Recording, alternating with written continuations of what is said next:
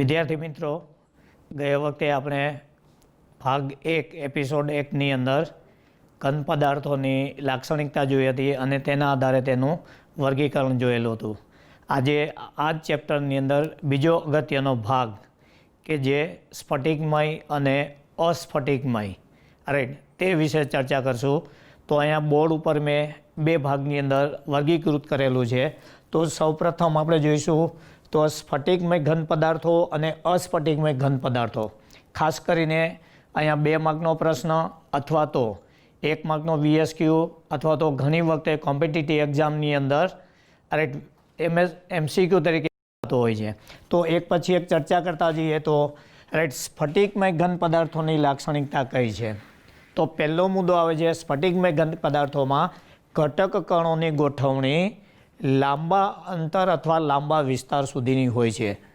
આ મુદ્દો શું બતાવે છે તો કે દાખલા તરીકે ધારો કે ઘન પદાર્થ લઈએ અને જો એમના કણને આપણે આવી રીતે ડોટ સ્વરૂપે દર્શાવીએ તો તેના સમગ્ર સ્ફટિકમય ઘન પદાર્થની અંદર આ રીતે જે કણો છે એની ગોઠવણી છે એ રાઈટ આવા અનેક લાંબા અંતર સુધી આ રીતે ક્રમવાર અને નિયમિત ગોઠવાયેલી હોય છે.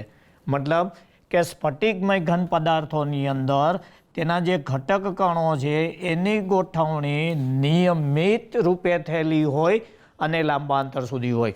મતલબ પહેલા ઘટક કણથી શરૂઆત કરીને ઘન પદાર્થના અંતિમ કણ સુધી આ રીતે રાઈટ વિસ્તરેલી હોય છે.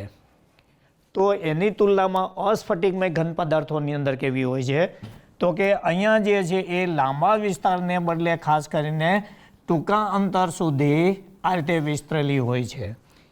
એનો મતલબ શું કરવાનો છે તો કે અસ્ફટિકમય ઘન પદાર્થોની અંદર જે ટૂંકા અંતર સુધી લખેલું છે તો આમાં જે છે દાખલા તરીકે આ રીતે ઘટક કણો આપણે લીધેલા છે. 2 ઘટક કણો લઈએ તો એ 2 ઘટક કણોની ગોઠવણી રાઈટ ટૂંકા અંતર સુધી આવી રીતે રહેલી હોય છે. મતલબ તેમાં નાના નાના કણોની આ રીતે અસ્તવ્યસ્ત આ રીતે કોલોની ગોઠવાયેલી હોય છે. પરિણામે સમગ્ર ઘન પદાર્થમાં જેમ સ્ફટિકમય ઘન પદાર્થમાં આપણે જોયું તે રીતે ઘટક કણોની ગોઠવણી લાંબા અંતર સુધી હોતી નથી. નો ડાઉટ ટૂંકા અંતર સુધી હોય છે. મતલબ આવા નાના નાના ટુકડાઓની કોલોની બનેલી હોય છે. આવી અનેક કોલોની અનિયમિત રીતે ગોઠવાયેલી હોય છે. માટે એવું કહીશું કે અસ્ફટિકમય ઘન પદાર્થોની અંદર ક્રમની ગોઠવણી નિયમિત હોય છે પણ ટૂંકા અંતર સુધી હોય છે. વેરી શોર્ટ ડિસ્ટન્સ સુધી હોય છે. ઓકે, એ ચેક કર્યા પછી બીજો મુદ્દો આવે છે ઘન પદાર્થોનો આકાર. તો સામાન્ય રીતે આપણે એ જોઈશું તો સ્ફટિકમય ઘન પદાર્થો છે એના આકાર બિલકુલ ચોક્કસ હોય છે. કેમ તો કે ઘટક કણોની ગોઠવણી નિયમિત છે. નિયમિતને કારણે આવા જે એકમકો છે એ ખાસ કરીને ચતુષ્ફલકીય મતલબ ટેટ્રાહેડ્રલ બનેલા હોય. લિનિયર મતલબ રેખીય ગોઠવણી ધરાવતા હોય. અષ્ટફલકીય મતલબ ઓક્ટાહેડ્રલ આવી રીતે જુદી જુદી ભૌમિતિક ગોઠવણી ધરાવતા હોય છે. તેની તુલનામાં અસ્ફટિકમય ઘન પદાર્થો છે જેમાં નાની નાની કોલોનીઓ આ રીતે અસ્તવ્યસ્ત ગોઠવાયેલી હોય છે. તો સમગ્ર પદાર્થની અંદર આવા ઘટક કણો એક ચોક્કસ ભાતની અંદર ગોઠવાયેલા ન હોવાથી તેઓ ચોક્કસ ભૌમિતિક આકાર ધરાવતા નથી. નો ડાઉટ સૂક્ષ્મપણે કહી શકશું કે આવા ચોક્કસ ભૌમિતિક આકારો અતિ ટૂંકા વિસ્તારમાં બની શકે છે પણ સમગ્ર પદાર્થની અંદર આવા ચોક્કસ ભૌમિતિક આકારો ધરાવી શકતા નથી. મતલબ અહીંયા જે છે એ તેમના જે ભૌમિતિક આકાર છે એ ચોક્કસ અને સ્પષ્ટ હોતા નથી. ત્યારબાદ ત્રીજો મુદ્દો આવે છે સૌથી અગત્યનો ઘન પદાર્થોના ગલનબિંદુ. સામાન્ય રીતે સ્ફટિકમય પદાર્થો હોય એમાં ઘટક કણો છે એ ચોક્કસ ભાત અને સ્પષ્ટ રીતે ગોઠવાયેલા હોય છે. પરિણામે હવે અહીંયા ચર્ચા કરીશું તો એવું જોવા મળશે કે ધારો કે ઘન પદાર્થને આપણે આ રીતે ગરમી આપી અને પીગાળવાનો પ્રયત્ન કરશું તો અહીંયા એવું સમજવાનું છે કે આ જે ઘટક કણો છે એ બધા એક સરખી રીતે જ ઉષ્મા મેળવે છે અને પરિણામે સમગ્ર ઘન પદાર્થમાં ઉષ્માનું પ્રસરણ એક સરખું થાય છે. મતલબ ઉષ્મા એક સરખી રીતે પ્રસરણ પામતી હોવાથી બધા જ ઘન પદાર્થના ઘટક કણો છે એકી સાથે સામૂહિક રીતે પીગળી અને આ રીતે પ્રવાહીમાં ફેરવાઈ જાય છે. મતલબ સ્ફટિકમય ઘન પદાર્થના ઘટકો નિયમિત ગોઠવણી ધરાવતા હોવાથી તેને ઉષ્મા આપવામાં આવે ત્યારે બધા જ ઘટક કણો એક સરખી રીતે ઉષ્મા મેળવે છે અને પરિણામે કોઈ એક ચોક્કસ તાપમાને અથવા ઉષ્માના જથ્થાએ સમગ્ર ઘન પદાર્થ છે એ એકી સાથે પીગલિત થઈ જાય છે. પરિણામે એવું કહી શકાય કે તેના ગલન બિંદુ હંમેશા ચોક્કસ અને સ્પષ્ટ હોય છે. ધારો કે કોઈ એક પદાર્થ ઘન પદાર્થ એ છે તો અને એ સ્ફટિકમય છે તો તેનું ગલન બિંદુ દાખલા તરીકે ધારો કે 120°C તાપમાન છે તો 120°C તાપમાને તેના બધા જ ઘટક કણો એકી સાથે પીગળી જશે અને પ્રવાહી અવસ્થામાં મતલબ એ ચોક્કસ છે અને સ્પષ્ટ છે.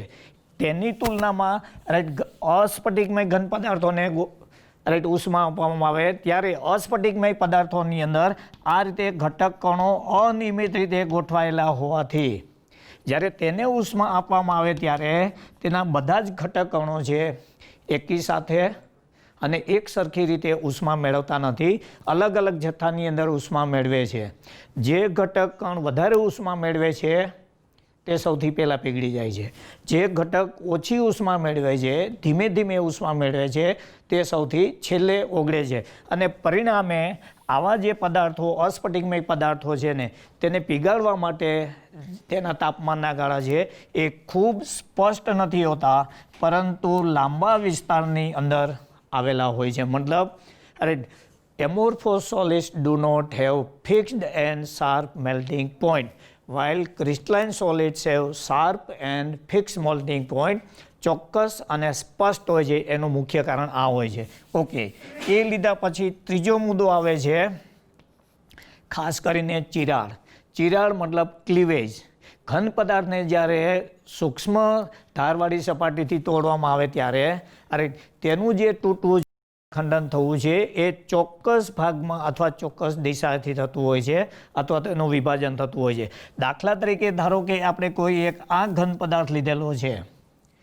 આ ઘન પદાર્થને જ્યારે આપણે આ ડાયરેક્શનમાંથી તોડવાનો પ્રયત્ન કરશું તો એ બે ટુકડા થશે ત્યારે ચોક્કસ આ રીતે ભાગની અંદર સમજો કે આવી રીતે આમ વિભાજિત થશે. એવું જરૂર નથી કે દરેક જગ્યાએ આવી રીતે થાય. ઓકે, તો એનો બીજો જે ટુકડો ભાગ પડશે એ કંઈક આ રીતનો હશે. મતલબ એનું જે ખંડન છે એ ચોક્કસ થાય છે અને પરિણામે આવા જ બે ટુકડા છે એ ફરી પાછા તમે જોઈન્ટ કરો તો આ રીતે મૂળ સ્ફટિક અથવા તો મૂળ બંધારણ છે એ પ્રાપ્ત થઈ શકે. આ બંને ટુકડાને જોડો એટલે આ સ્વરૂપ મળશે અથવા એને કટ કરવામાં આવે તો આ રીતે મળે છે. ઇન શોર્ટ સ્ફટિકમય ઘન પદાર્થો છે એને જ્યારે ખંડન કરવામાં આવે કે તોડવામાં આવે ત્યારે તેનો ચોક્કસ ભાગમાં જ વિભાજિત થાય છે અને એ બે જે ટુકડા છે એ ફરી પાછા સાંધી અને મૂળ બંધારણ પ્રાપ્ત કરી શકાય છે. એની તુલનાની અંદર ધારો કે આપણે કોઈ ઘન પદાર્થ લીધેલો છે, અસ્ફટિકમય ઘન પદાર્થ લીધેલો છે તો આ અસ્ફટિકમય ઘન પદાર્થને જ્યારે કોઈ એક ચોક્કસ જગ્યાએથી કાપવામાં આવે ત્યારે સ્ફટિકમય પદાર્થની જેમ તેનું ખંડન છે એ કંઈક આ રીતનું થયેલું હશે. એ એટલું બધું અનિયમિત હશે કે એના બે જે ટુકડા છે એ કોઈ પણ રીતે એકબીજા સાથે સાંધી અને જોડી શકાતા નથી. તો અહીંયા જે છે દે આર ક્લીવન્ડ મતલબ એનું ખંડન થાય છે ચોક્કસ દિશાએથી ચોક્કસ સપાટીએથી. અહીંયા ચોક્કસ દિશાએથી કે ચોક્કસ સપાટીથી એનું ખંડન થતું નથી. મતલબ એનું સ્તરમાં વિભાજન થતું નથી. અહીંયા ચોક્કસ સ્તરની અંદર વિભાજન થાય છે. In short crystalline solids are cleaven into sharp surface. અહીંયા શાર્પ સરફેસથી એનું ખંડન થતું નથી. એ ચેક કર્યા પછી એના પછીનો જે બીજો મુદ્દો અગત્યનો છે એ આઇસોટ્રોપી. આઇસોટ્રોપી મતલબ દિશાકીય ગુણધર્મ. આ મુદ્દો ખૂબ જ સમજવા જેવો છે. આઇસોટ્રોપી અથવા તો દિશાકીય ગુણધર્મ કેવો હોય છે તો ખાસ કરીને દાખલા તરીકે ધારો કે સ્ફટિકમય ઘન પદાર્થો છે એને આપણે કોઈ એક ચોક્કસ દિશા કલ્પીએ અને તેમાં ઘટક કણોની ગોઠવણી છે એ આ રીતે વ્યવસ્થિત અથવા તો નિયમિત રૂપે આવેલી હોવાથી ધારો કે એમાં ઘટક કણો આ રીતના ગોઠવાયેલા છે. આ જે ઘટક કણ એક્સ છે અને આ વાય છે. તો આ દિશાને ધારો કે આપણે એ અને બી ડાયરેક્શન લીધી, તો એ બી ડાયરેક્શનની અંદર તેના કેટલાક ભૌતિક ગુણધર્મો માપશો તો રાઈટ એક્સ વાય આ દિશાની અંદર માપિત ગુણધર્મોના મૂલ્યો મળશે.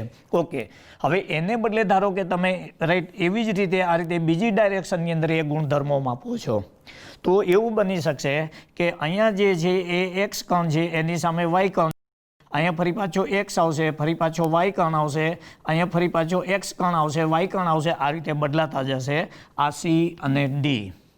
ઇન શોર્ટ રાઈટ સ્ફટિકમય ઘન પદાર્થોમાં ઘટક કણોની ગોઠવણી ચોક્કસ, સ્પષ્ટ અને નિયમિત હોવાથી રાઈટ તેની જુદી જુદી દિશાની અંદર માપિત ભૌતિક ગુણધર્મો જુદા જુદા હોય છે.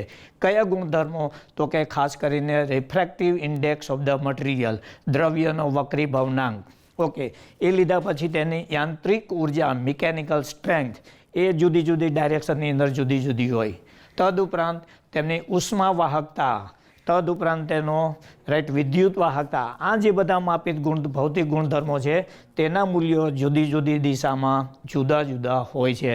અને માટે આવા જે છે એને કહેવામાં આવે છે વિષમ દૈશિક, વિષમ મતલબ વિપરીત, આઇસોટ્રોપિક. ઓકે, હવે એની તુલનાની અંદર દાખલા તરીકે ધારો કે આપણે લે અસ્ફટિકમય પદાર્થો, તો અસ્ફટિકમય પદાર્થોની અંદર કોઈ એક ચોક્કસ દિશા લીધી આપણે એ થી બી, તો આ ડાયરેક્શનની અંદર રાઈટ એના જે ઘટક કણો છે એની કોઈ રાઈટ આ રીતે ચોક્કસ હોતા નથી, મતલબ અસ્તવ્યસ્ત કોલોની હોવાને કારણે ઓલમોસ્ટ આ જે ભૌતિક માપિત ગુણધર્મો છે તેના મૂલ્યો લગભગ આશરે સમાન મળતા હોય છે. એટલે કે સ્ફટિકમય ઘન પદાર્થો છે એ ખાસ કરીને એનઆઇસોટ્રોપિક છે, મતલબ વિષમદૈશિક છે, અને આ આઇસોટ્રોપિક છે મતલબ સમદૈશિક છે. બધી જ દિશાની અંદર તેના ગુણધર્મો સરખા મળે છે. ત્યારબાદ જોવામાં આવે તો સ્ફટિકમય ઘન પદાર્થો અને અસ્ફટિકમય ઘન પદાર્થોનો સ્વભાવ. સામાન્ય રીતે સ્ફટિકમય ઘન પદાર્થો છે દે આર ટ્રુ સોલિડ્સ, સાચા ઘન છે. સાચા ઘનનો અર્થ શું થાય? અચ્છા, એની કમ્પેરની અંદર અહીંયા જોવા જઈશું તો આભાસી ઘન છે. They are sudo solid, sudo મતલબ જેવા દેખાય છે તેવા નથી. અથવા તો રાઈટ એ જ લોકો જે છે એ રાઈટ ખાસ કરીને સુપર કુલ્ડ લિક્વિડ, અતિ શીતક પ્રવાહીની જેમ વર્તે છે જે ઘન પદાર્થો, પરંતુ તેની વર્તણૂક છે અતિ શીતક અથવા તો સુપર કુલ લિક્વિડ જેવું હોય છે. ઓકે, હવે આને સાચા ઘન કેવી રીતે કહેવામાં આવે છે? તો કે ખાસ કરીને આ જે ઘન પદાર્થો છે એમાં જે એમની ઘટકોની ગોઠવણી છે, આ રીતે જે દાખલા તરીકે આપણે લીધેલા હોય, તો ઘટક કણોની ગોઠવણી નિયમિત હોવાથી રાઈટ એનો તે તમે કોઈ એક ચોક્કસ ભાગનો અભ્યાસ કરશો તો એવો ને એવો અભ્યાસ છે એ તમને બીજા ભાગમાં જોવા મળશે. હજુ એવો એક ભાગ સ્વીકારીને અભ્યાસ ત્રીજા ભાગમાં કરશો તો પણ એવો ને એવો તમને ગુણધર્મો જોવા મળશે. મતલબ એના નાના નાના ટુકડા કરી અને દરેક વિસ્તારનો અભ્યાસ કરશો તો પણ દરેક વખતે એક જ પ્રકારના સાચા ગુણધર્મો મળે છે. And therefore they are real solid, સાચા ઘન પદાર્થો છે.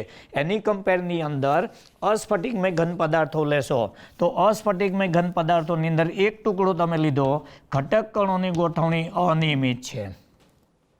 તો આ એક ટુકડો લીધો, ફરી પાછો બીજો ટુકડો લીધો, બીજા ટુકડાનો અભ્યાસ કરશો તો ત્યાં ગુણધર્મો જુદા પડે છે. અર્થાત ખાસ કરીને તેઓ સાચા ઘન પદાર્થો નથી. મતલબ એના માટે શબ્દ આવે છે એ લોકો જે છે એ આભાસી ઘન પદાર્થો છે, અથવા તો they are super cooled liquid, અતિ શીતક પ્રવાહી છે. શા માટે આભાસી અથવા અતિ શીતક ઘન પદાર્થો છે? તો કે આ જે ઘન પદાર્થો છે રાઈટ એને સ્લાઇડ પીગાડવામાં આવે તો ઘન સ્થિતિમાં પણ પ્રવાહીની જેમ વર્તે છે. When right amorphous solids are slightly melted, in solid state they behave like liquid and therefore they are called super cooled liquid. મતલબ અહીંયા સાચા ઘન પદાર્થોને વાસ્તવિક સ્વરૂપે લેવાના છે. આ જે છે જેવા આપણે અભ્યાસ કરીએ છીએ એવા નથી. and therefore they are આભાસી ઘન પદાર્થો. એ લીધા પછી સૌથી અગત્યનો મુદ્દો આવે છે ઉદાહરણ.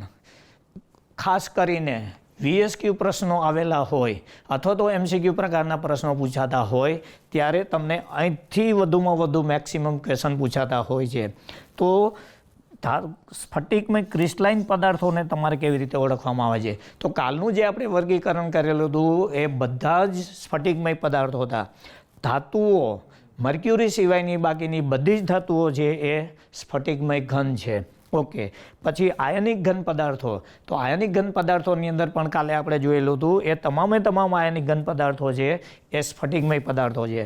પછી જાળીદાર પદાર્થોના કાલે આપણે વિવિધ ઉદાહરણ જોયેલા હતા. અને આણ્વીય પદાર્થો, હવે ખાસ કરીને અગત્યતા આવે છે કે કેવા પ્રકારના પદાર્થો છે એ અસ્ફટિકમય રાઈટ કેટેગરીની આવી શકે. તો પહેલી વસ્તુ આવે છે ખાસ કરીને કાગળ, પછી પ્લાસ્ટિક,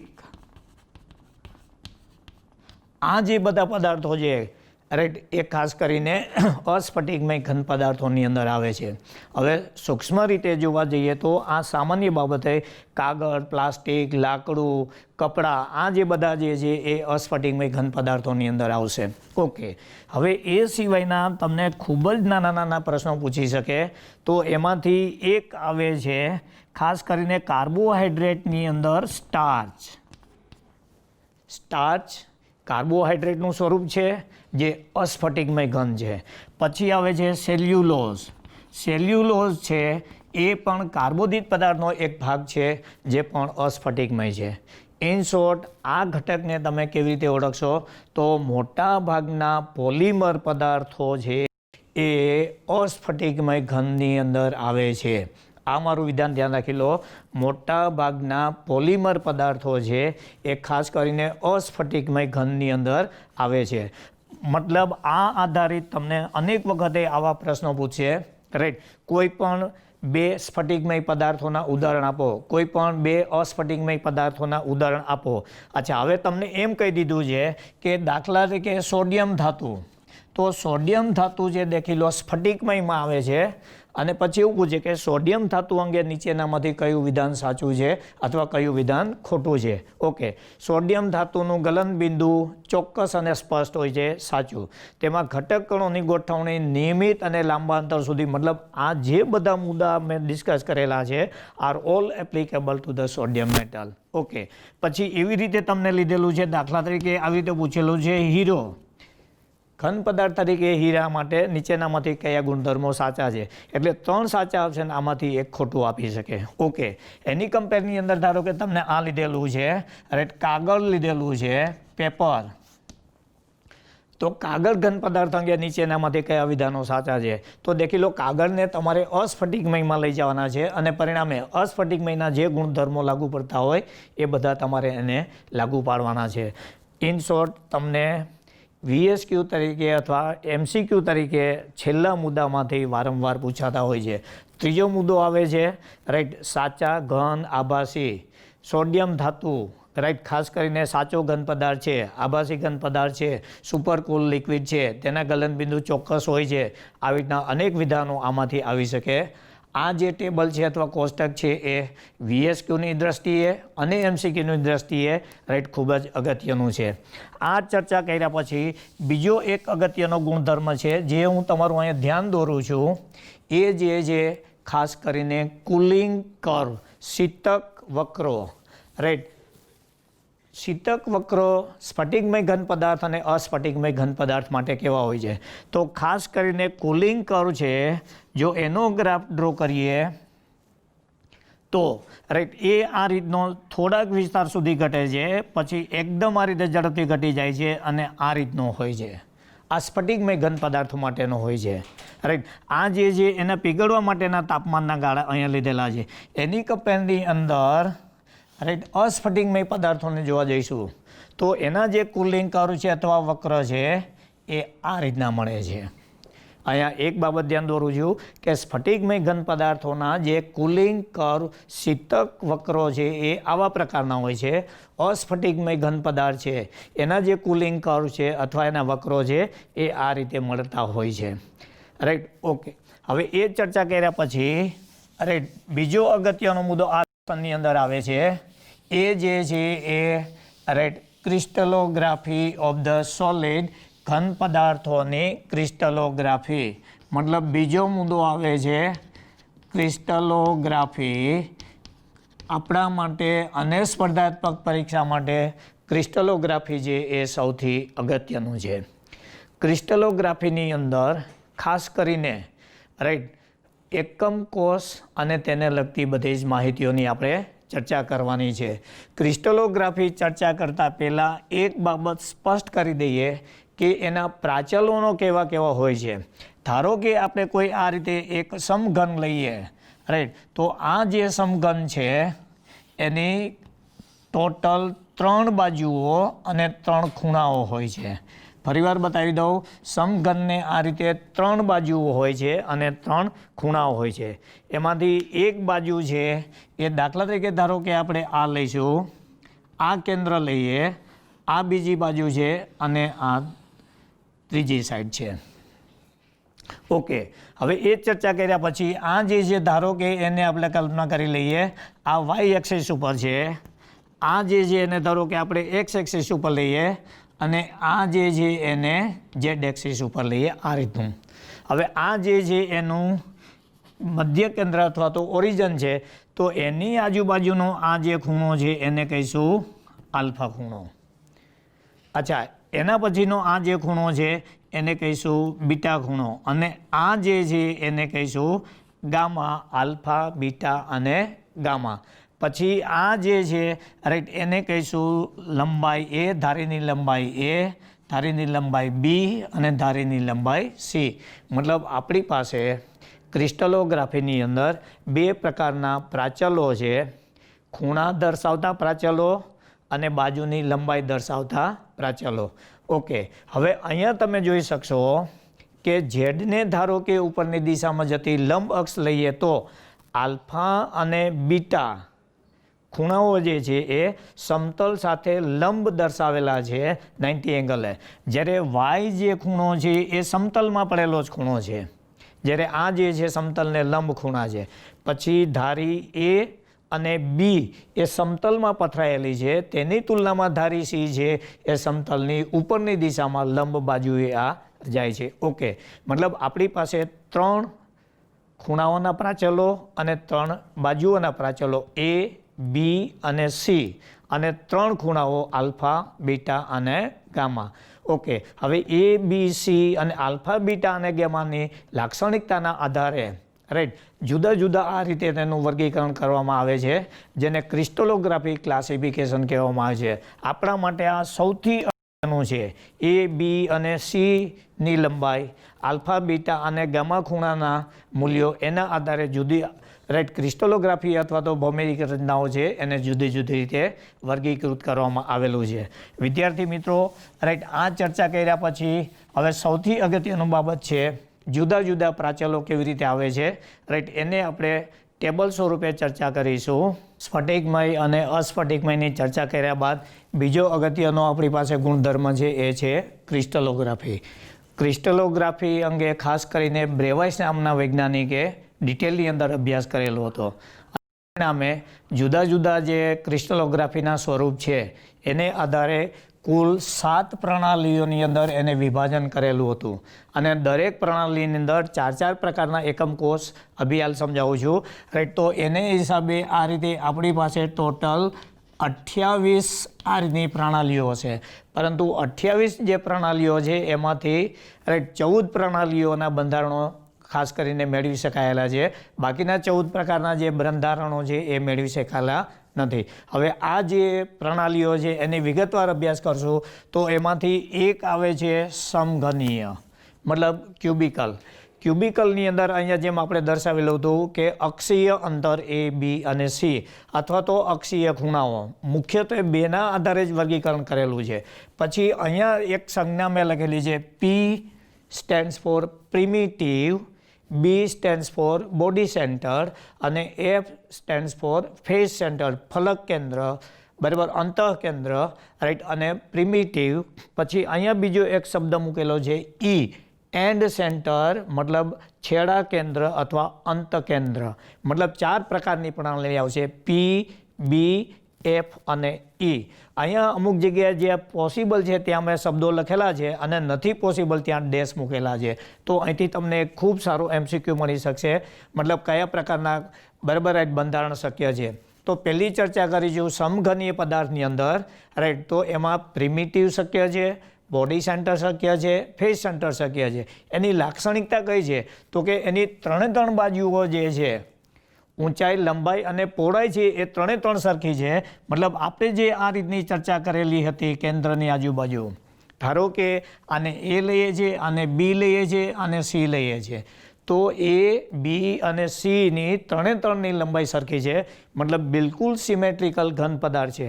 તદુપરાંત એમની વચ્ચેના જે આલ્ફા, બીટા અને ખૂણા છે, ત્રણના મૂલ્યો સરખા છે. મતલબ અહીંયા એ, બી, સી ત્રણના મૂલ્યો સરખા છે અને ત્રણ બંધકોણના મૂલ્યો સરખા છે. ઓકે, એમાં કયા કયા પદાર્થો છે એ સ્ફટિકીકરણ પામી શકશે? તો અહીંયા સૌથી અગત્યનું છે આપણા માટે છેલ્લું ખાનું છે. છેલ્લા ખાનાની અંદર તમને આવી રીતનું વારંવાર પૂછતા હોય છે ZnS ઝીંક સલ્ફાઇડ. તો માત્ર તમારે રાસાયણિક સૂત્ર જ યાદ નથી રાખવાનું, એક તો તેનું રાસાયણિક નામ યાદ રાખવાનું છે, ઝીંક સલ્ફાઇડ. ત્રીજી વસ્તુ જે છે, ઝીંક સલ્ફાઇડને બદલે તમને અહીંયા તેના કેટલાક પ્રચલિત સ્વરૂપો અથવા ખનિજ સ્વરૂપો પૂછે. ઝીંક સલ્ફાઇડ છે એના બે ખનિજ સ્વરૂપો છે, એમાંનું એક ઝીંક બ્લેન્ડ અને બીજું વુડજાઇટ. તો તમને ઝીંક બ્લેન્ડ કે વુડજાઇટ એવું પૂછે તો તમારે સમજવાનું છે ZnS, અને ZnSની માહિતી ઉપરથી તમારે આ સમગ્ર માહિતી છે એ યાદ રાખવાની છે. ઓકે, એવી રીતે સમજો કે આપણી પાસે બીજું ઉદાહરણ છે એ NaCl છે, સોડિયમ ક્લોરાઇડ એનું રાસાયણિક નામ છે. તદુપરાંત એને ખાસ કરીને રોક સોલ્ટ, ખનિજ ક્ષાર તરીકે પણ ઓળખે છે. તો રોક સોલ્ટ નામ આપે તો તમારે NaCl સમજવાનું અને NaClના આધારે આ બધી માહિતી તમારે યાદ રાખવાની. ત્રીજો મુદ્દો આવે છે કેટલીક ધાતુઓ, દાખલા તરીકે Cu, કોપર. તો કોપરને આપણે સાદી ભાષાની અંદર તાંબુ કહીએ છીએ, એટલે કોપર શબ્દ ના વાપરે, Cu સંજ્ઞા ના વાપરે, એને બદલે તાંબાની સ્ફટિક જાળી રચનાને એ આધારે લઈ અને આ રીતના પૂછી શકે. મતલબ એનું તમારે રાસાયણિક સૂત્ર યાદ રાખવાનું છે, રાસાયણિક નામ યાદ રાખવાના છે, એ સિવાયના અન્ય પ્રચલિત નામો હોય, ખનિજના નામો હોય, તેનું ઉદ્ભવ સ્થાન નામ હોય, એના ઉપરથી આવી રીતે પ્રશ્નો પૂછાતા હોય છે. ઓકે, એ લીધા પછી બીજો મુદ્દો આવે છે ચતુષ્કોણીય ટેટ્રાગોનલ. તો હવે અહીંયા જોઈશું તો પ્રિમિટિવ શક્ય છે, બોડી સેન્ટર શક્ય છે, અંતઃકેન્દ્ર, અને ફલક કેન્દ્ર પણ શક્ય છે. આ બાબતની અંદર એન્ડ સેન્ટર મતલબ અંત છેડા અથવા છેડા કેન્દ્ર છે એ સ્ફટિક પ્રણાલી શક્ય નથી. ચતુષ્કોણીયની અંદર જોઈશું ટેટ્રાગોનલની અંદર તો માત્ર બે જ પ્રકારના શક્ય વિચલન જોવા મળે છે, પ્રિમિટિવ અને બોડી સેન્ટર. તો અહીંયા તમે જોશો તો ફેસ સેન્ટર ગેરહાજર છે, એન્ડ સેન્ટર ગેરહાજર છે. ટૂંકમાં એક જ કીધું કે એન્ડ સેન્ટર છે એ સમગ્ર પ્રકારની પ્રણાલીઓમાં એક જ જગ્યાએ આવે છે એન્ડ ઇટ ઇઝ મોનોક્લિનિક. બાકી કોઈ જગ્યાએ એન્ડ સેન્ટર અથવા અંતઃકેન્દ્ર અથવા છેડા કેન્દ્ર આવતું નથી. ઓકે, હવે અહીંયા જોઈશું તો ફરી પાછા તેના ઉદાહરણ SN, સ્ટેનસ, એને ટીન કહેવામાં આવે છે, સ્ટેનસ ઓક્સાઇડ છે, TiO2 છે, કેલ્શિયમ સલ્ફેટ છે. મતલબ આ જે બધા જો છે એ રાસાયણિક નામ છે, તદુપરાંત તેના ખનિજોનું નામ પણ પૂછી શકે. ધારો કે ટિટાનિયમ ડાયોક્સાઇડ, તો ટિટાનિયમ ડાયોક્સાઇડ સૂત્ર સ્વરૂપે આપે, ઇટ્સ ઓકે. નામ આપે ટિટાનિયમ ડાયોક્સાઇડ, ઇટ્સ ઓકે. પણ એમ પૂછ્યું કે રૂટાઇલ, તો ટિટાનિયમ ડાયોક્સાઇડનું ખનિજ નામ છે રૂટાઇલ. તો રૂટાઇલ પૂછે જ્યારે તમને, ત્યારે તમારે સમજવાનું કે તમને TiO2ની માહિતી માગેલી છે. તો TiO2 રૂટાઇલને આધારે આ જે બધા ગુણધર્મો આવતા હોય, રૂટાઇલ કયા કયા પ્રકારના શક્ય વિચલનો દર્શાવી શકે, તો માત્ર પ્રિમિટિવ અને બોડી સેન્ટર. રાઈટ, તેમાં અક્ષીય અંતર કેવા પ્રકારના હોય છે, તો કે બે અક્ષો છે એનો અંતર સમાન હોય છે, ત્રીજું અંતર જે છે એ રાઈટ બાકીની બે અક્ષો કરતાં જુદું છે. હવે સવાલ એ આવે છે કે અહીંયા એજ સેન્ટર C એ અને બીને સમાન નથી, તો એનું અર્થઘટન તમારે શું કરવાનું છે?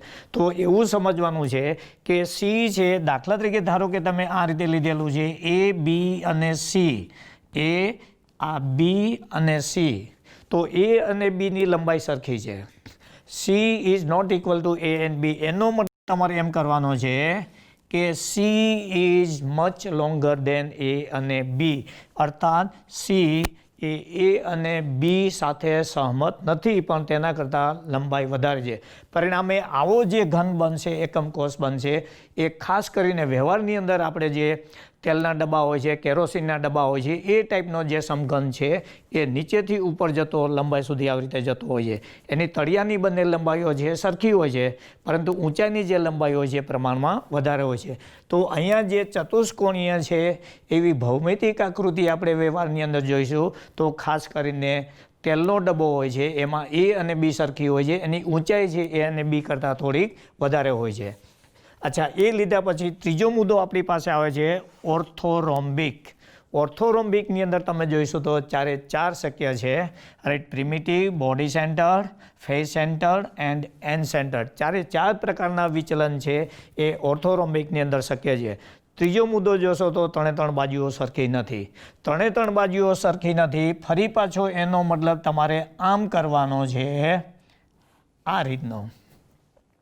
મતલબ આ દાખલા કે એજ લેન્થ એ, બી અને સી કહીએ તો બાજુ એ ઇઝ લેસ દેન બી અને B is less than C. મતલબ ત્રણ અંતર છે એ સરખા નથી. ઓકે, હવે આવી ગોઠવણી તમને કઈ જગ્યાએ જોવા મળશે? તો વ્યવહારની અંદર ખાસ કરીને આપણે જોઈશું તો મેચ બોક્સ, દિવાસળીની પેટી. દિવાસળીની પેટીનો આકાર જે છે એમાં ત્રણ બાજુઓ જે સરખી હોતી નથી. એક બાજુ જે દિવાસળીની પેટીને તમે ઊભી રાખશો, રાઈટ, તો એની એક લંબાઈ છે એ વધારે આવશે, બીજી બે લંબાઈઓ છે એ એનાથી ટૂંકી અને અતિ ટૂંકી હોય છે. તો અહીંયા જોઈશું તો વ્યવહારુ ઉદાહરણ આવશે, તેલનો ડબ્બો આવશે. અહીંયા જોઈશું વ્યવહારુ ઉદાહરણ જોઈશું તો દિવાસળીની પેટી. મતલબ એવું પૂછે કે દિવાસળીની પેટી જેવો આકાર ધરાવતું નીચેનામાંથી કઈ સ્ફટિક પ્રણાલી શક્ય છે? તો ઇટ ઇઝ ઓર્થોરોમ્બિક. તેલના ડબ્બા જેવી સ્ફટિક પ્રણાલી ધરાવતું કયું ઉદાહરણ છે? તો એ આવશે ચતુષ્કોણીય. મતલબ વ્યવહારુ ઉદાહરણ પણ તમારે આ સાથે ધ્યાનમાં રાખવાના છે. હવે સવાલ એ આવે છે કે ઓર્થોરોમ્બિક, અહીંયા આવે છે સલ્ફર રોમ્બિક. તો જનરલી સલ્ફર રોમ્બિક છે એ તો તમને પૂછે જ નહીં, કારણ કે એમાં અર્થ આવી જાય છે. રોમ્બિક સલ્ફર કઈ પ્રકારની સ્ફટિક પ્રણાલી ધરાવે છે તો એમાં રોમ્બિક આવી જાય છે. પણ એ સિવાયનું જે છે KNO3 અને બેરિયમ સલ્ફેટ. તો હજુ પણ તમારું ધ્યાન દોરું છું વિદ્યાર્થી મિત્રો કે ખાસ ધ્યાન રાખી લો, જ્યાં રાસાયણિક સૂત્રો આપેલા છે ત્યાં પોટેશિયમ નાઇટ્રેટ એવું પૂછશે અથવા KNO3 એવું આપી દેશે.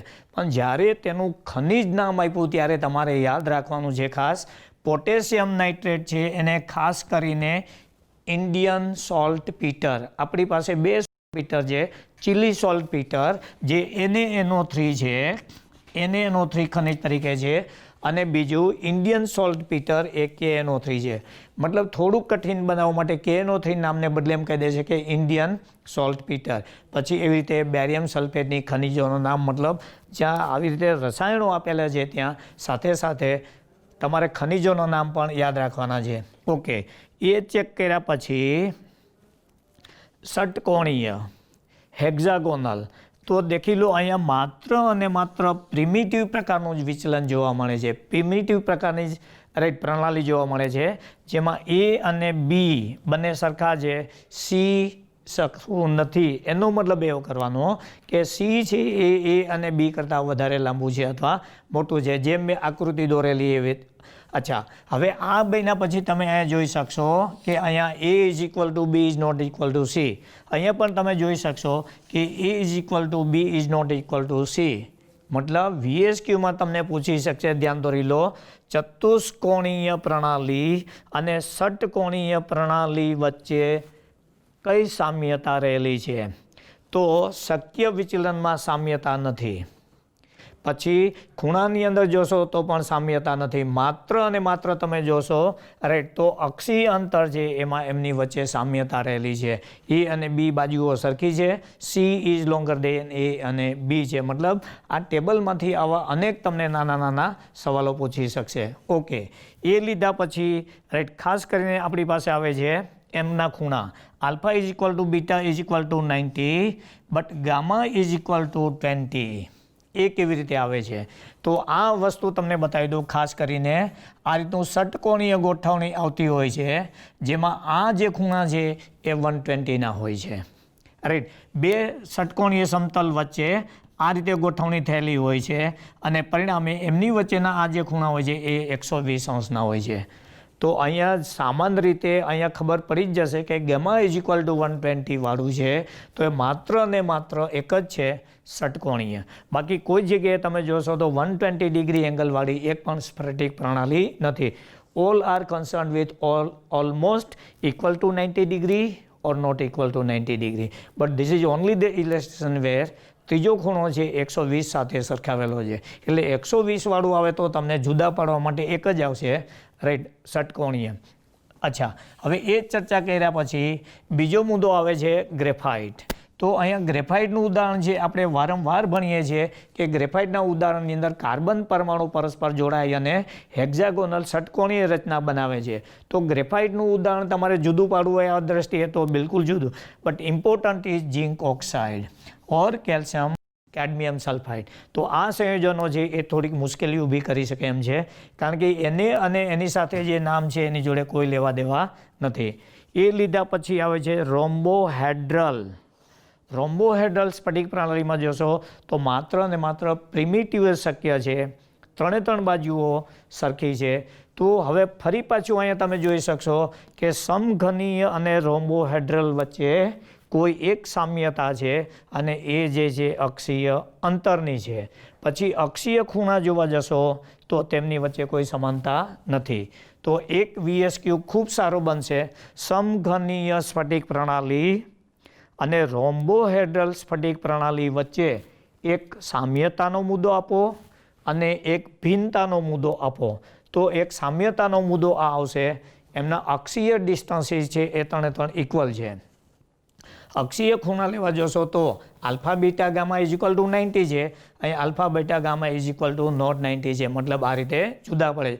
ઉદાહરણ આપવા એ સ્ફટિક પ્રણાલીનું જુદાપણું નથી. ઉદાહરણના આધારે તમે જુદાપણું આપી શકશો નહીં. આમાંથી કોઈ પણ 3 ગુણધર્મોનો ઉપયોગ કરી અને તમે અચ્છા સામ્યતા એવી રહેલી છે કે અહીંયા 2 વધારે પ્રણાલી છે અને અહીંયા એક જ ઓછી છે. એ ચેક કર્યા પછી આવે છે મોનોક્લિનિક. મોનોક્લિનિકની અંદર તમે એક ખાસ વિશિષ્ટતા જોશો તો માત્ર પ્રિમિટિવ છે, બોડી સેન્ટર નથી, ફેસ સેન્ટર નથી, ઓનલી એન્ડ સેન્ટર છે. ઓકે, હવે આ ઉદાહરણ જોવા જઈશું તો અહીંયા 3 બાજુઓ સરખી નથી. તો ફરીવાર આગળ મેં જેમ ચર્ચા કરી કે ઓર્થોરોમ્બિક અને મોનોક્લિનિક વચ્ચે કઈ સામ્યતા છે.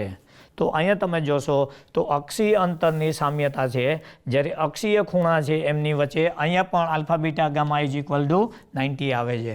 તો અક્ષીય અંતરથી સામ્યતા છે, અક્ષીય ખૂણાથી સામ્યતા નથી. ઉદાહરણ આપવું એ તેમનું જુદાપણું નથી. ઉદાહરણથી તમે જુદા પાડી શકશો નહીં. એ ચેક કર્યા પછી ખાસ કરીને આવે છે ટ્રાઇક્લિનિક. ટ્રાઇક્લિનિકની અંદર માત્ર પ્રિમિટિવ જ છે, રાઈટ. ફરી પાછું A is not equal to B is not equal to C. મતલબ તમે હવે જોઈ શકશો અહીંયા 1, 2 અને 3 સ્ફટિક પ્રણાલીઓ એવી છે કે જેમાં રાઈટ તેની અક્ષીય અંતર અથવા બાજુઓની લંબાઈ કે અંતર સરખા નથી. એમાંનું એક છે ઓર્થોરોમ્બિક, બીજું છે મોનોક્લિનિક અને ત્રીજું છે ટ્રાઇક્લિનિક. આ 3 વસ્તુ ખાસ જોઈ લેજો. 3ની અંદર અક્ષીય અંતર છે એ સરખા નથી. અચ્છા, પછી ત્રીજી વસ્તુ છે 3 વસ્તુઓ જે મેં ડ્રો કરેલી છે એમાંથી તેમના અક્ષીય ખૂણા વચ્ચે પણ સામ્યતા નથી, રાઈટ. તો અહીંયા દેખી લેજો 1, 2 અને 3 કોલમમાંથી આવી રીતના અનેક VSQ અથવા MCQ બનતા હોય છે. ઓકે, આ ચર્ચા કર્યા પછી હવે ઓફ ધ ટ્રેક જોઈએ તો અહીંયા તમે જોશો તો મહત્તમ વિચલન જોવા મળે છે. શક્ય વિચલન મતલબ ઓર્થોરોમ્બિક છે એમાં primitive, body centre, face centre and and centre 4 પ્રકારના શક્ય વિચલન જોવા મળે છે. 4 પ્રકારના શક્ય વિચલન જોવા મળતા હોવાથી આપણે થર્મોડાયનેમિકલી કહી શકીએ કે આ જે ઘટક પ્રણાલી છે તે મહત્તમ એન્ટ્રોપી ધરાવતી હશે. ફરીવાર બતાવેલો 4 પ્રકારના તો મહત્તમ શક્ય વિચલનવાળી પ્રણાલી કઈ તો એક અહીંયા આવશે. પછી બીજો મુદ્દો એક તમે અહીંયા તમારું ધ્યાન દોરું છું. આ એક એવી સ્ફટિક પ્રણાલી છે જે બોક્સમાં ડ્રો કરેલી છે ટ્રાઇક્લિનિક. તો એમાં જોશો તો એમાં અક્ષીય અંતર પણ સરખા નથી, અને અક્ષીય ખૂણાઓ પણ સરખા નથી. બાકીની કોઈ પણ સ્ફટિક પ્રણાલીમાં જોશો તો કોઈ પણ એક વસ્તુ કે બે વસ્તુ સરખી છે. આ એક એવી સ્ફટિક પ્રણાલી છે કે તેમાં નાઇધર, બરાબર છે, એજ ડિસ્ટન્સીસ, અક્ષીય અંતરો સરખા નથી અને અક્ષીય ખૂણાઓ સરખા નથી. રાઈટ, મતલબ આ ખૂણા ઉપરથી અથવા તો ટેબલ ઉપરથી આપણે એવું કહી શકશું કે બે પ્રણાલીઓ વચ્ચેનો તફાવત, બે પ્રણાલીઓ વચ્ચેની સામ્યતા, અથવા તો ઉદાહરણ આપે અને આ ઉદાહરણ અંગે નીચેનામાંથી કયું વિધાન સાચું છે, કયું વિધાન ખોટું છે. સામાન્ય રીતે એવી ઘટના ઓછી બનતી હોય છે, પણ કોલમ 1, 2 અને 3નો ખૂબ જ ઉપયોગ કરે. અથવા તો એવું આપી દઈએ કે રોમ્બોહેડ્રલ અંગે નીચેનામાંથી કયું વિધાન સાચું છે. ઓકે, પછી ત્રીજી વસ્તુ એ આવશે કે માત્ર પ્રિમિટિવ પ્રકારનું જ વિચલન ધરાવતી પ્રણાલીઓ કઈ છે. તો ષટકોણીય છે, રોમ્બોહેડ્રલ છે અને ટ્રાઇક્લિનિક. મહત્તમ શક્યતાવાળું જે છે ઓર્થોરોમ્બિક. એટલે આ કોષ્ટક આપણે જે બનાવેલું છે એ કોષ્ટક પરીક્ષાની દ્રષ્ટિએ VSQના ભાગમાં, 2 માર્કના VSQના ભાગમાં, અથવા તો રાઈટ ઘણી વખતે તમને 3 પ્રશ્નો નાના પૂછવી અને 3 માર્ક્સની અંદર પણ આવી રીતે આપી શકે. એ ઉપરાંત કોમ્પિટિટિવ એક્ઝામ છે એની અંદર તો મેં જોયેલું છે કે ઘણી વખતે આમાંથી સવાલ ઊભા કરેલા હોય છે. અને ખાસ કરીને મારો આગ્રહ છે કે જે રાસાયણિક સૂત્રો આપેલા છે CaCO3 કેલ્સાઇટ, હકીકતમાં કેલ્શિયમ કાર્બોનેટ છે પણ ખનિજ નામ છે કેલ્સાઇટ. HGS મર્ક્યુરિક સલ્ફાઇડ છે રાસાયણિક નામ, પણ હકીકતમાં એનું ખનિજ નામ છે રાઈટ સિનેબાર. સિનેબાર અંગે નીચેનામાંથી કયું વિધાન સાચું છે. મતલબ અહીંયા અનેક કઠિનતાઓ આવી રીતે ઊભી કરી શકે છે. આ ચર્ચા કર્યા બાદ હવે ક્રિસ્ટલોગ્રાફીનો બીજો જે અગત્યનો ભાગ છે, જે મેં તમને આગળ વાત કરેલી હતી કે પ્રિમિટિવ એકમ કોષ, ફેઝ સેન્ટર્ડ એકમ કોષ, એન્ડ સેન્ટર્ડ એકમ કોષ કઈ રીતના છે. તો હવે એ જ ચર્ચા કરશું એક પછી એક વિગતવાર જોતા જઈશો. તો પહેલું જે અહીંયા આવે છે આ આવે છે સમઘન. સમઘનની અંદર રાઈટ આ રીતના બાજુઓ અને તેના ખૂણાઓ એક સરખા હશે. ઓકે, હવે પ્રિમિટિવ એકમ કોષ કોને કહેવાય? તો કે પ્રિમિટિવ એકમ કોષ છે એના કુલ 8 ખૂણા હોય છે અને 8 ખૂણાની અંદર દરેક ખૂણાની અંદર એક આ રીતે ઘટકકણ ગોઠવાયેલું હોય. Only and only at the corner of a cube. Right, તો આ જે છે એને ખાસ કરીને પ્રિમિટિવ અથવા જે છે એને કહેવામાં આવે છે સાદો ઘન. હવે રિયલ ક્રિસ્ટલોગ્રાફી અહીંથી સ્ટાર્ટ થાય છે, દેખતા જાઓ. માત્ર સાદો ઘન અથવા પ્રિમિટિવ છે તો એમાં પૂછે ઘટક કણો અથવા તો લેટિસ બિંદુઓ કઈ જગ્યાએ રહેલા છે. ઓકે, તો 8 ખૂણા ઉપર માટે અહીંયા લેટિસ બિંદુઓ છે, મતલબ લેટિસ પોઈન્ટ છે એની સંખ્યા આવશે ઓનલી 8. ઓકે, હવે એ ચર્ચા કર્યા પછી ફરી પાછું એવો બીજો દાખલો કે ધારો કે એક એકમ કોષ લઈએ, રાઈટ, અને એમાં ગોઠવણી દર્શાવીએ તો આ રીતનું આવશે. 8 ખૂણાઓ ઉપર તો ખરું જ, રાઈટ. એ ઉપરાંત રાઈટ એ સમઘનના અંતઃભાગના મધ્ય કેન્દ્રમાં આવી રીતે ઇનસાઇડ એટ ધ બોડી. તો આવી રીતે કોણ એક મૂકશું તો એ બની જશે બોડી સેન્ટર, બની જશે બી, મતલબ અંતઃકેન્દ્રિત સમઘન. ઓનલી સમઘન, અંતઃકેન્દ્રિત સમઘન મતલબ બોડી સેન્ટર.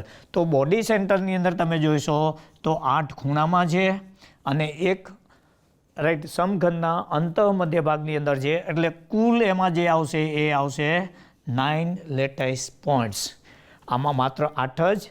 તો જ્યારે માત્ર ખૂણામાં ગોઠવેલું હોય ત્યારે સાદો ઘન અને ખૂણા ઉપરાંત અન્ય જગ્યાએ ગોઠવેલા હોય ત્યારે આ રીતે જુદા જુદા પ્રકારના બનશે.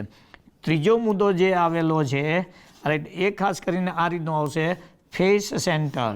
તો ફેસ સેન્ટરની અંદર તમે જોશો તો દરેક જગ્યાએ સમઘનના ખૂણામાં તો 8 લેટેસ્ટ બિંદુઓ અથવા કણ ગોઠવાયેલા જ છે. હવે એ સિવાય તમે જોશો તો કોઈ પણ સમઘન હોય તો ખાસ કરીને 6 ફલક હોય. અહીંયા ડસ્ટરની દ્રષ્ટિએ તમને બતાવું તો આ જે છે ઉપરનો ભાગ, નીચેનો ભાગ, પછી ડાબી બાજુ, જમણી બાજુ, ફ્રન્ટ સાઈડ અને બેક સાઈડ. કોઈ પણ ઘન પદાર્થ સમઘન હશે એને કુલ 6 સપાટીઓ અથવા 6 ફલક હશે. જેને યાદ રાખવા માટે આટલું યાદ રાખો: ઉપરનો ભાગ, સમઘનનો નીચેનો ભાગ, ડાબી બાજુનો ભાગ, જમણી બાજુનો ભાગ, ફ્રન્ટ સાઈડ મતલબ આગળનો ભાગ અને પાછળનો ભાગ. જો આટલું તમે યાદ રાખે છે, ઉપર નીચે ડાબી બાજુ જમણી બાજુ ફ્રન્ટ સાઈડ અને બેક સાઈડ, તો સોલ્યુશન કે ગણતરીઓ કરવામાં તમને ખૂબ સહેલું બનશે. તો અહીંયા દાખલા તરીકે એના મધ્ય કેન્દ્રમાં હું એક મૂકું તો અહીંયા મેં આ સમઘનની ઉપરના ભાગના સેન્ટરમાં મૂકેલો છે એવું સમજવાનું. એવી રીતે એની સામે મૂકશો તો એના તલની અંદર સામસામે આ રીતે મૂકેલો છે, મતલબ બે લેટેસ્ટ બિંદુ. પછી હવે દાખલા કે જમણી બાજુથી ડાબી બાજુ જઈશ તો આ રીતે સામસામે આવે છે બીજા બે નવા સમતલ કેન્દ્રો આવશે. ઓકે, એ લીધા પછી સમતલની પાછળની સાઈડ અને સમતલની આગળની સાઈડ. તો આ રીતે તમે જોવા જઈશો તો ફેસ સેન્ટરની અંદર રાઈટ 8 ખૂણાના અને પ્લસ બીજા 6 આવશે ફલક કેન્દ્રના is equal two 14 latest centre બનશે. 14 લેટેસ્ટ સેન્ટર બનતી આકૃતિ આ, 9 લેટેસ્ટ સેન્ટરથી બનતી આકૃતિ આ, માત્ર 8 લેટેસ્ટ સેન્ટરથી બનતી આકૃતિ આ. ઓકે, એ લીધા પછી ચોથો પ્રકાર જે આપણે કહેતા હતા રાઈટ, જેને હું પ્રિમિટિવ લખતો હતો એ પી, બોડી સેન્ટર બી લખતો હતો એ આ છે, ફેસ સેન્ટર એફ લખતો હતો એ આ છે. હવે ચોથો પ્રકાર જે આવે છે એ એન્ડ સેન્ટર આવે છે. એન્ડ સેન્ટરની અંદર ખરેખર છે શું? તો આ પણ સમઘન પ્રણાલી જ છે. સમઘન પ્રણાલીની અંદર ફરી પાછું તમે જોઈ લેશો તો રાઈટ તેના દરેક ખૂણાની અંદર એક એક કણ તો ગોઠવાયેલો જ છે. હવે આ જે સમઘન છે એમાં શું કરવાનું છે તો કે એ ઉપરાંત 6 ફલક પૈકી કોઈ પણ 2 ફલક જ લેવાની છે અને જે એકબીજાની સામસામે હોય. ધારો કે હું અહીંયા ઉપરના ફલકમાં એક મૂકું અને નીચેના ફલકમાં આ રીતે મૂકું તો એ ફલકની ઉપરની બાજુએ અને ફલકની નીચેની બાજુએ. તો હવે તમે આમ જોવા જશો રાઈટ, તો અહીંથી શરૂઆત કરીશ. અહીંયા હાજર છે, અહીંયા ગેરહાજર છે, ફરી પાછું અહીંયા હાજર છે, ફરી પાછું પાછળની સાઈડ ગેરહાજર છે. અહીંથી સ્ટાર્ટ કરશો તમે તો અહીંયા કેન્દ્ર હાજર છે, અહીંયા ગેરહાજર છે, ફરી પાછું અહીંયા હાજર છે. મતલબ અહીંયા બનશે બિલકુલ એકાંતરિત. ગમે તે ડાયરેક્શનમાં જશો, ક્લોકવાઇઝ કે એન્ટી ક્લોકવાઇઝ, એક કેન્દ્ર ભરેલું હશે, એક ખાલી આવશે, ભરેલું આવશે, ખાલી આવશે, આમ જશો તો રાઈટ. તો અહીંયા જે છે એ ઉપરની બાજુએ અને નીચેની બાજુએ. અથવા બીજી પોસિબિલિટી છે એ રાઈટ જમણી બાજુએથી શરૂઆત કરીને હું ડાબી બાજુ પણ મૂકી શકું. તો એ વખતે આ પ્રણાલી છે એ ગેરહાજર છે, તમારે એવું સમજવાનું. ઓકે, અથવા તો એક જે છે એને હું આમ પણ મૂકી શકું પાછળની સાઈડ અને આગળની બાજુએ. મતલબ there are 3 possibility of keeping the particles at end center. ઉપરની બાજુએ, નીચેની બાજુ, ડાબી બાજુ, જમણી બાજુ, ફ્રન્ટ સાઈડ અથવા બેક સાઈડ. અચ્છા, હવે ધારો કે અહીંયા આપણે આવી રીતે મૂકી દઈએ છીએ, આ અને આ કેન્દ્ર મૂકી દઈએ છીએ, તો આમાં કુલ આવશે 8 ખૂણાના અને 2 આવશે ફલક કેન્દ્રના, પરંતુ તેઓ એકાંતરિત છે એકબીજાને, એટલે ટોટલ જે આવશે એ 10 લેટેસ્ટ કેન્દ્રો આવી રીતે આવશે. તો અહીંયા જે મેં વાત કરેલી હતી, ઇંગ્લિશ લેટર્સ લખેલા હતા એ આ છે પ્રિમિટિવ રાઈટ, પછી બોડી સેન્ટર અંતઃકેન્દ્ર, ફેસ સેન્ટર ફલક કેન્દ્ર અને એન્ડ સેન્ટર મતલબ છેડા કેન્દ્ર. આજની 4 પ્રકારની સમઘન ધરાવતી આકૃતિઓ બની શકે છે રાઈટ. ફરીવાર બતાવું છું, પ્રિમિટિવ મતલબ માત્ર ખૂણામાં જ છે, સૌથી સાદામાં સાદો અને ઓછામાં ઓછા કણ ધરાવતો એકમ કોષ, જેમાં 8 લેટેસ્ટ પોઇન્ટ્સ છે. ઓકે, પછી બી મતલબ બોડી સેન્ટર અંતઃકેન્દ્ર, જેમાં ખૂણાઓ ઉપર તો છે, ખૂણા ઉપરાંત એક સમઘનના અંદરની બાજુએ મધ્ય કેન્દ્ર ઉપર પણ એક લેટેસ્ટ બિંદુ છે, એટલે ટોટલ બનશે 8 + 1 = 9. પછી આવશે ફેસ. કોઈ પણ સમઘન હોય અને યાદ રાખો હંમેશા 6 ફેસીસ હોય, 6 ફલક હોય અને દરેક ફલકના મધ્ય કેન્દ્રની એક મૂકશો સપાટી ઉપર, તો આ રીતે 8 કોર્નર્સ અને 6 ફલક કેન્દ્રોની મતલબ 14 લેટેસ્ટ પોઈન્ટ દ્વારા બનતી જે આકૃતિ છે એ ફેસ હશે. 9 લેટેસ્ટ પોઈન્ટ દ્વારા બનતી આકૃતિ છે એ બોડી સેન્ટર હશે. 8 લેટેસ્ટથી બનતી આકૃતિ સૌથી સાદી એ પ્રિમિટિવ અથવા સાદો ઘન આવશે. હવે એન્ડ સેન્ટર છે રાઈટ, એ 8 ખૂણામાં અને પ્લસ 2 એકાંતરિક ફલક કેન્દ્રમાં, બાજુના ફલક કેન્દ્રમાં આવી રીતે નહીં. વિદ્યાર્થી મિત્રો, આવી રીતે ભૂલ કરશો નહીં right. No 2 lattice centres on the adjacent opposite face centres, સામે. ઓકે, અચ્છા, હવે બીજું એક તમારું અહીંયા ધ્યાન દોરું છું અગત્યનું, કે પ્રિમિટિવ એકમ કોષ છે એ સમમિત ઘન છે. બોડી સેન્ટર્ડ એકમ કોષ છે એ સમમિત ઘન છે, ફેસ સેન્ટર્ડ એકમ કોષ છે એ સમમિત ઘન છે, એન્ડ સેન્ટર એકમ કોષ છે એને તમારે સમમિત ઘનની અંદર લેવાનો નથી, કારણ કે ડાબી બાજુ અને જમણી બાજુ કણ ભરાવેલા છે, જ્યારે ઉપરની બાજુ અને નીચેની બાજુ ફ્રન્ટ સાઈડ અને બેક સાઈડ છે એ સંપૂર્ણ રીતે ભરેલા નથી. માટે આ જે છે એને ખાસ કરીને આપણે એના માટે કહીશું અસમમિત ઘન. મતલબ and centre will differ from primitive, body centre and face centre. બધા ઘન રચના છે, સમઘનીય રચના, સમઘનીય રચના, સમઘનીય રચના, સમમિત.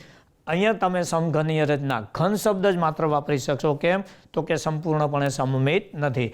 તો and centre unit cell differs from primitive, body centre and face centre in sense of the symmetry. આ અસમમિત ઘન છે. આ બધા ત્રણે ત્રણ ઘન સમ આવશે. હવે એ લીધા પછી રાઈટ બીજું આપણી પાસે હજુ આગળ એક આકૃતિ ભણવાની છે અને એ જે છે એ HCP હેક્ઝાગોનલ, ષટકોણીય. હવે હેક્ઝાગોનલ અંદર રચના કેવી રીતની હોય છે તો કે એમાં આ રીતના બે ષટકોણીય સમતલ હોય, રાઈટ. બે ષટકોણીય સમતલની વચ્ચે આ રીતે બીજા ત્રણ કેન્દ્રો આવી રીતે સેન્ડવિચ થયેલા હોય છે. તો અહીંયા તમે જોશો તો રાઈટ આ જે બધા કેન્દ્રો છે એકબીજા સાથે કનેક્ટેડ હોય. તો આ જે બધી પ્રણાલીઓ છે એમાંથી એક HCP પ્રકારની છે, દેખી લો, એ સમઘનીય અથવા ક્યુબિકલ નથી. તો ઘણી વખતે આવો VSQ પૂછશે, ક્યુબિકલ છે, ક્યુબિકલ છે, ક્યુબિકલ છે, ક્યુબિકલ બટ અનસિમેટ્રિકલ છે, ધીસ ઇઝ કમ્પ્લીટલી નોન ક્યુબિકલ. બરાબર, સમઘનીય નથી, ષટકોણીય છે. એટલે બાકીની ચાર આકૃતિ કરતાં એક HCP તમારે ધ્યાનમાં રાખવાનું કે જે સમઘનીય નથી. તો આ ચાર અને તેના લેટાઇસ પોઈન્ટ તમારા માટે ખૂબ જ અગત્યના છે. હજુ ફરીવાર બોલું છું, માત્ર સમમિત ઘનના ખૂણામાં જ ગોઠવેલા હોય તો તેને સાદો ઘન અથવા પ્રિમિટિવ યુનિટ સેલ કહેવાય, રાઈટ. સાદા ઘન અને મધ્ય કેન્દ્રમાં એક કુલ 9 લેટાઇસ બિંદુથી બનેલો હોય તો તેને બોડી સેન્ટર કહેવાય. પછી સાદા ખૂણાની બધા ખૂણાની અંદર અને દરેક ફલકની અંદર એક એક કણ ગોઠવાયેલો હોય અને કુલ 14 કણો અથવા લેટાઇસ પોઈન્ટથી બનેલું હોય તો તેને ફેસ સેન્ટર કહેવાય. પછી બીજો એક પ્રકાર છે એન્ડ સેન્ટર. આ ખૂણામાં તો છે જ, પ્લસ બે કણની જે ચર્ચા છે એ સામસામેના તલમાં ઓપોઝિટ ફેસ સેન્ટર્સ, રાઈટ. ત્યારે કુલ 10 કોણોથી બનતી પ્રણાલી છે એને એન્ડ સેન્ટર કહેવાય. એન્ડ સેન્ટરની અંદર બધા જ ફલક કેન્દ્રો ભરેલા ન હોવાથી અસમમિત છે, માટે તેને સમઘનીય અથવા સમમિત સમઘનીય કહી શકાય નહીં, અસમમિત રચના છે. પછી બીજી એક આપણી ભૂલ પડે છે HCP. HCP છે એ બિલકુલ ઘનીય નથી, ષટકોણીય છે. મતલબ આપણી પાસે અથવા તો ક્રિસ્ટલોગ્રાફીની અંદર તમારે ભણવાની આવશે એ મુખ્યત્વે આ 5 આકૃતિઓ જ હશે. એક ષટકોણીય જે ખૂબ સરળ છે, બે ષટકોણીય સમતલો વચ્ચે આવી રીતે એક ત્રિકોણીય રચના છે એ સેન્ડવિચ થયેલી હોય છે બંને વચ્ચે, જ્યારે આમાં કોઈ સેન્ડવિચ થયેલું હોતું નથી. ઓકે, આ ચર્ચા કર્યા પછી આપણી પાસે બીજો અગત્યનો સવાલ છે એ એકમ કોષ અને એકમ કોષના આધારે, રાઈટ, તેના લાક્ષણિક ગુણધર્મો. હવે એકમ કોષ ખરેખર છે શું? તો રાઈટ એના પછી ચર્ચા કર્યા પછી એકમ કોષ અને તેના પ્રકાર. એકમ કોષ અને તેના પ્રકાર. હવે એકમ કોષ અને તેના પ્રકાર ખાસ કરીને દરેક વખતે આપણે 3 પ્રણાલીઓ પર ધ્યાન રાખશું: સાદો ઘન, બોડી સેન્ટર ઘન અને ફેસ સેન્ટર. એન્ડ સેન્ટરની અંદર ખૂબ જ ઓછી રચનાઓ આવશે, હેક્ઝાગોનલની અંદર પણ આવશે, પરંતુ હેક્ઝાગોનલની અંદર માત્ર સ્ફટિકની રચનાઓ જ આપેલી છે, છતાં પણ આપણે એને ડિટેલની અંદર અભ્યાસ કરીશું. તો પહેલી વસ્તુ જે છે એ એકમ કોષ ખરેખર છે શું? ક્રિસ્ટલોગ્રાફીની અંદર unit cell is very important part. સૌથી અગત્યનો છે એકમ કોષનો અભ્યાસ. તો એકમ કોષ છે એને રાઈટ કઈ રીતે આપણે વ્યાખ્યાયિત કરી શકશું? તો પહેલું તો વિદ્યાર્થી મિત્રો એ ધ્યાનમાં રાખો કે એકમ કોષ છે એ રાઈટ સમગ્ર સ્ફટિક ઘન પદાર્થનો નાનામાં નાનો શક્ય ભાગ સૌથી નાનામાં નાનો શક્ય ભાગ એ ધ્યાનમાં રાખી લો, રાઈટ. તો પહેલી વસ્તુ જે છે એ રાઈટ નાનામાં નાનો ભાગ છે, પહેલો મુદ્દો આ. એના ટુકડા કરતા જાઓ, છેલ્લે એક એવો ભૌમિતિક આકાર આવશે, રાઈટ, ભૌમિતિક આકાર ધરાવતો સૌથી નાનામાં નાનો ભાગ. આ તો બરાબર છે. ઓકે, હવે એ ચર્ચા કર્યા પછી રાઈટ આ જે બધી તમે કલ્પના કરેલી છે એ સ્ફટિકનો જે ઘન પદાર્થ છે એના બધા જ ગુણધર્મો, આ સૌથી અગત્યનું છે, બધા જ ગુણધર્મો રાઈટ જાળવી રાખે છે અથવા તો ધરાવે છે. The smallest geometrical part of the crystalline structure which possesses all characteristics properties of the crystalline solid is known as unit cell. મતલબ સ્ફટિકનો સૌથી નાનામાં નાનો ભૌમિતિક આકાર ધરાવતો ભાગ કે સ્ફટિકના બધા જ ગુણધર્મો જાળવી રાખે છે.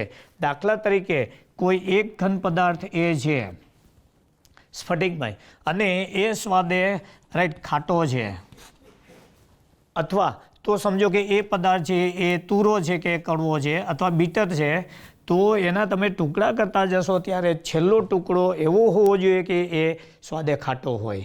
અચ્છા, એવી રીતે તમે મીઠું લીધું NaClનો એકમ કોષ બનાવો તો NaClના એકમ કોષનો જે ગુણધર્મ છે સોલ્ટી હશે, રાઈટ, તો એકમ કોષ પણ સોલ્ટી ગુણધર્મ ધરાવતો હશે.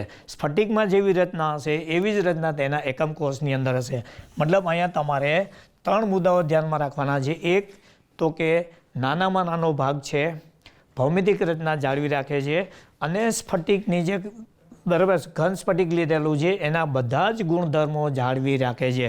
ત્રીજો મુદ્દો કે આ સ્ફટિક જે અથવા તો એકમ કોષની આપણે કલ્પના કરેલી છે એને 3 પરિમાણની અંદર 3 ડાયમેન્શનની અંદર ગોઠવવામાં આવે તો એ ફરી પાછી સ્ફટિક રચનાનું નિર્માણ કરે છે, સ્ફટિક રચના બનાવી શકે.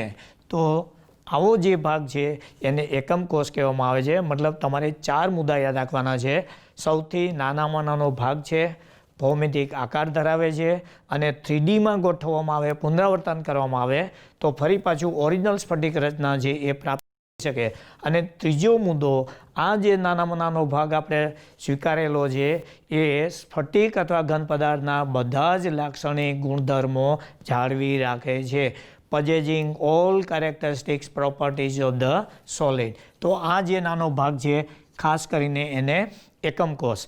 આપણા અભ્યાસની અંદર ખાસ કરીને એકમ કોષની અંદર આવશે, એક આવશે SC સિમ્પલ ક્યુબ સાદો ઘન, પછી આવશે બીજો આવશે BCC બોડી સેન્ટર ક્યુબિક મતલબ બોડી સેન્ટર એકમ કોષ, ત્રીજો આવશે FCC ફેસ સેન્ટર્ડ ક્યુબિક એકમ કોષ, અને ચોથો જે આવશે એ આવશે HCP. મતલબ ખાસ કરીને આપણે 4 પ્રકારના એકમ કોષ ભણવાના છે: સાદો એકમ કોષ, બોડી સેન્ટર્ડ, ફેસ સેન્ટર્ડ અને હેક્ઝાગોનલ. આ જે 4 એકમ કોષ છે એની વિગતવાર સમજૂતી આના પછીના એપિસોડની અંદર આપણે જોઈશું. તો વિદ્યાર્થી મિત્રો, આજે આપણે 2 અગત્યની બાબતો ખૂબ સારી રીતે ચર્ચા કરી. એક, સ્ફટિકમય અને અસ્ફટિકમય ઘન પદાર્થોની લાક્ષણિકતા અને તેમની વચ્ચેનો તફાવત. એ જોયા પછી સ્ફટિક પ્રણાલીઓ, વિવિધ પ્રકારની સ્ફટિક પ્રણાલીઓ, રાઈટ, એમાં આલ્ફા, બીટા, ગામા ખૂણાઓનો અને બાજુઓના અંતર અને 7 પ્રકાર હતા. એમાં પણ આપણે VSQ અને રાઈટ MCQની ચર્ચા કરી. એ લીધા પછી આપણે રાઈટ 4 પ્રકારના જે એકમ કોષ હતા એની પણ શરૂઆત કરેલી છે. આના પછીના એપિસોડની અંદર આ દરેક એકમ કોષ છે એને ખૂબ સારી રીતે અને વિગતવાર આપણે ચર્ચા કરીશું. પરિણામે તમને સ્પર્ધાત્મક પરીક્ષા કે બોર્ડની પરીક્ષા હોય એમાં કોઈ મુશ્કેલી પડે નહીં. Thank you. વંદે ગુજરાત.